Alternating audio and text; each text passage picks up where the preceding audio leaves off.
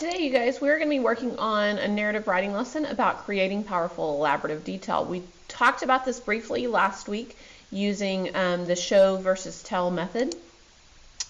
And I want to just remind you, it's when an author creates a character or a setting or an object that is especially powerful, it's done through the five senses of the main character or protagonist. We connect with that character, we connect with that place, we connect with that object because the author has done their job by creating, by making it so real that we feel drawn to it.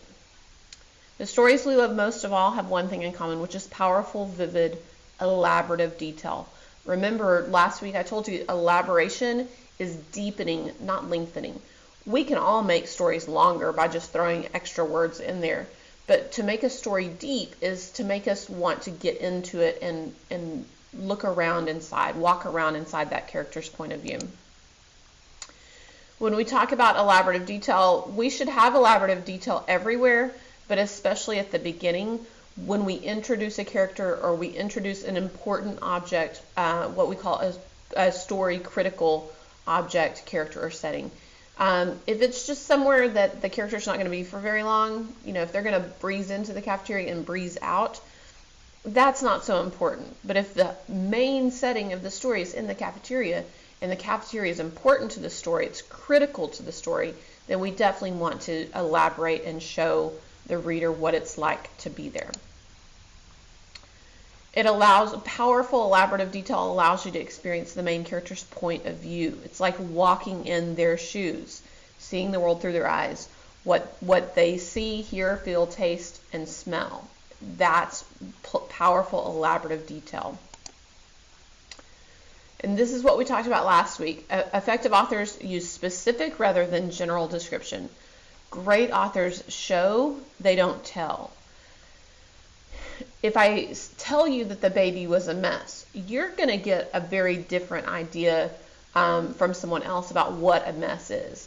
Is the baby a mess like they have food all over them? Is the baby a mess with their behavior, that they're always into what they're not supposed to be? Or is the baby a mess like maybe they had a poopy diaper blowout? It's very different because the author told you something and then allowed you to create it in your own mind. That's not exactly helpful if the author wants you to see a specific thing. Instead, this author writes, Emmett sat in the high chair, smears of banana and applesauce across his face and up his arms to his elbows. His hair is stuck to his scalp with pancake syrup. Food lined the creases of his neck like putty. So we start to see, like, this is definitely a mess. This baby is a mess because he's got food everywhere. They tell us what kind of food, banana and applesauce. They tell us where it is. It's up his face, across his face, and up his arms to his elbows. Like, this is not just messy hands. This is messy all over. His hair is stuck to his scalp with pancake syrup. By introducing, like, if I just said his hair was stuck to his scalp, maybe it's just, smushed down. But when you introduce pancake syrup, oh, that is really sticky. Authors use those specific details to describe not just anything. They save it for story critical characters, settings, or objects. Story critical, meaning this is the important person, this is the important object, or this is the important setting. An author may not need all three of those. So please understand, you don't have to have a story critical character, a story critical setting, and a story critical object. But you probably should have at least one, possibly two of those. It depends on what your story is really about. So in this example, the story is about a 13-year-old girl named Lucy. The problem or adventure is that she sets sail from Boston to Australia on a mystical ship in search of her aunt. The problem was solved, or the adventure concluded, when she finds her aunt and they solve a family mystery. Can you name the story critical character, setting, and object the author will be sure to describe? Well, hopefully you understand that this girl, Lucy, gonna be important to the story. She's on a ship, on a mystical ship, not just any old ship, in search of her aunt. And then, so the ship is probably either the setting or the object, possibly both. She's out on the ocean because she's going from Boston to Australia. That's a pretty long ways. So all of those things are going to be important. So the character is Lucy, the object is a ship, and the setting is the ocean. Read this student sample.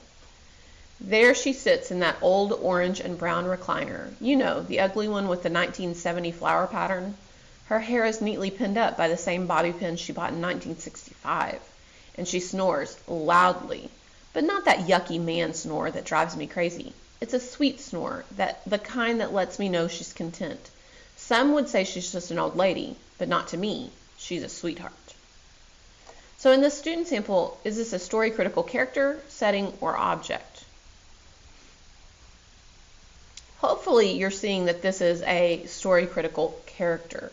Yes, they describe some things like the couch, the bobby pins. They tell us a little bit about the character. But, oops, let me go back. Oh no, went too far. They tell us a little bit about the other things, but the main thing is about this character. An older woman who her hair is neatly pinned up. She's got bobby pins she bought in 1965. That tells me that she's pretty meticulous. She's pretty careful with things. She's had these bobby pins for decades. Her hair is neatly pinned up even while she is asleep in the brown recliner. She's got this brown recliner with the 1970 flower pattern, so she keeps things for a long time. She's had this recliner since 1970, the bobby pin since 1965. She snores, but not like crazy old man snore, just sort of like a soft snore, a sweet snore. This person obviously, the writer obviously has a very close connection to this person. With the words that she uses to describe. It's a sweet snore, she's a sweetheart. Some would say she's just an old lady, but not to me. And so we get a real sense of not just this character, but how the writer feels about the character. In this example from literature, from the book Blue Heron by Avi, I want you to think, is the description of a story critical character, setting, or object? The water passage becomes narrow, snake-like. Very soon, though, they were out of the channel and in what almost seemed to be another lake. It was a marsh. Maggie found it unexpectedly large, though they were surrounded by water lilies, perfectly round green leaves that had her thinking of a floating polka dot carpet. Here and there, white and yellow flowers grew among the leaves, their petals bringing to mind clusters of fingers. Small islands, bush or grass-covered, dotted the water surface. A few dead trees, trunks blackened, branches without leaves, seemed to grow right out of the water. So again, is this a description of a story critical character, a story critical setting, or a story critical object?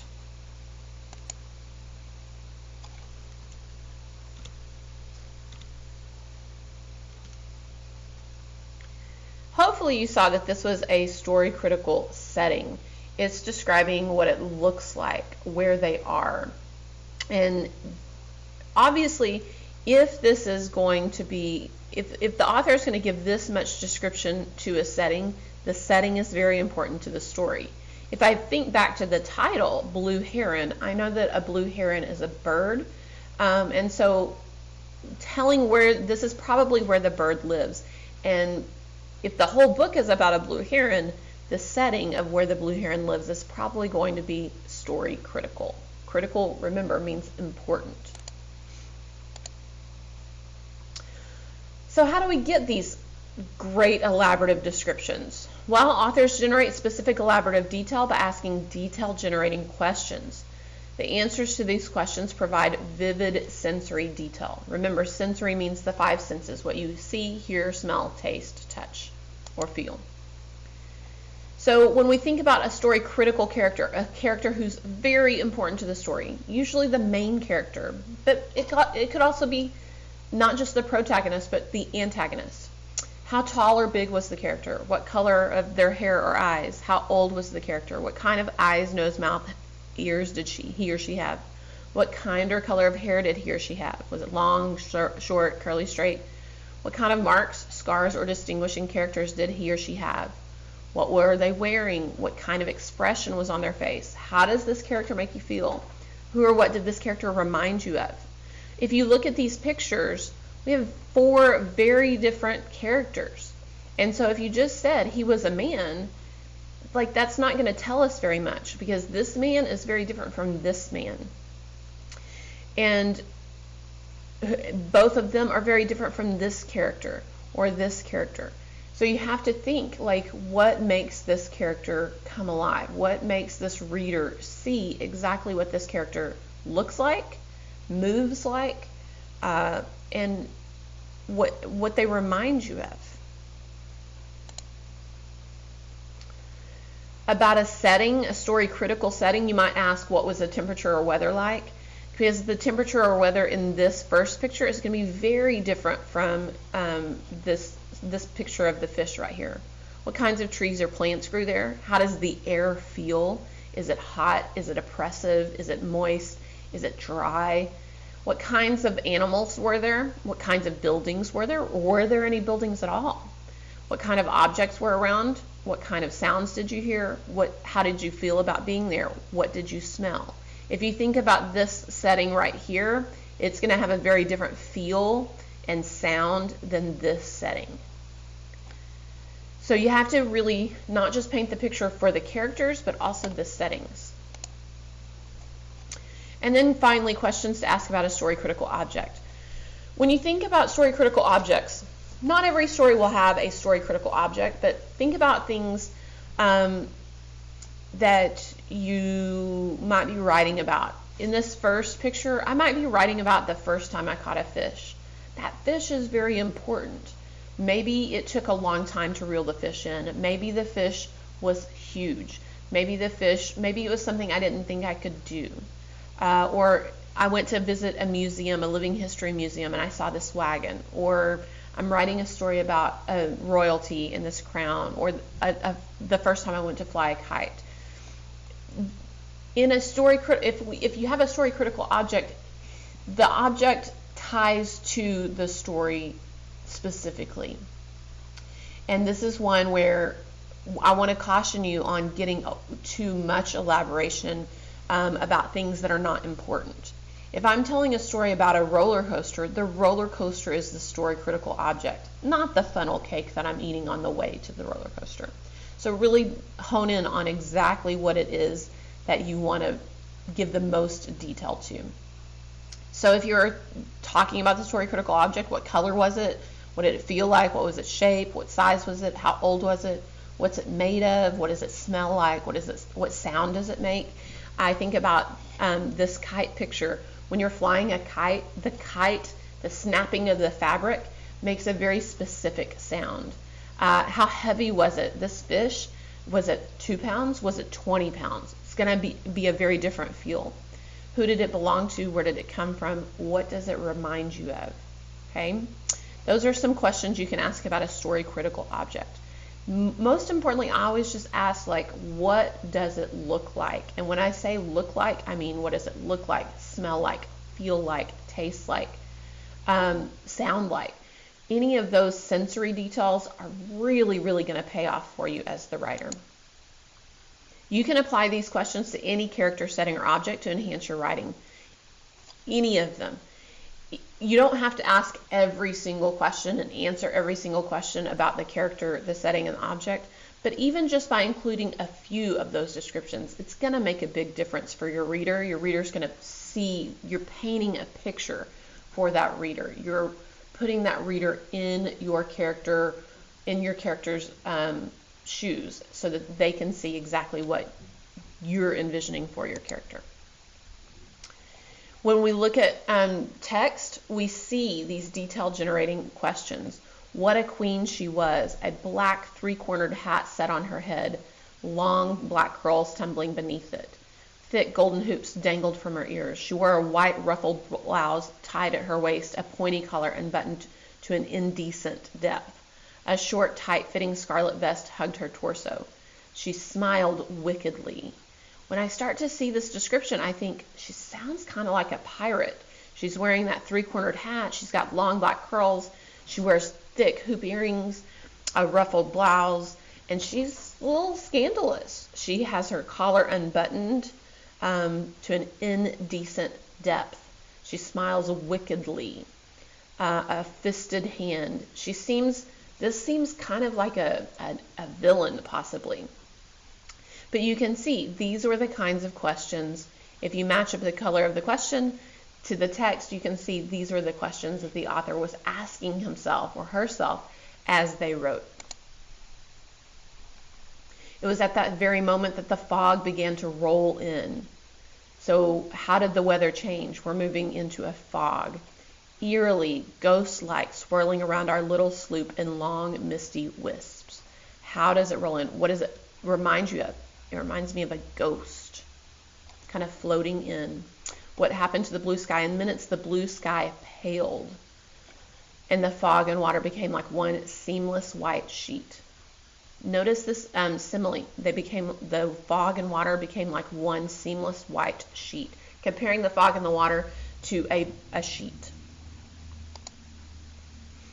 So let's review. Authors identify and describe story-critical characters, settings, and objects, and to write in an entertaining way, which is what we want to do with narrative. We want to entertain the reader. Authors use specific detail, never overly general description. We want to show, not tell. And the way that we do that is by using detail-generating questions to create vivid, specific details in your story. Vivid means that we can see it, we can feel it, we can hear it, we can taste it, we can smell it. We want to really hit on those 5 sensory details. So don't forget, remember to use those detail-generating questions about your story-critical character, your story-critical setting, and your story-critical object.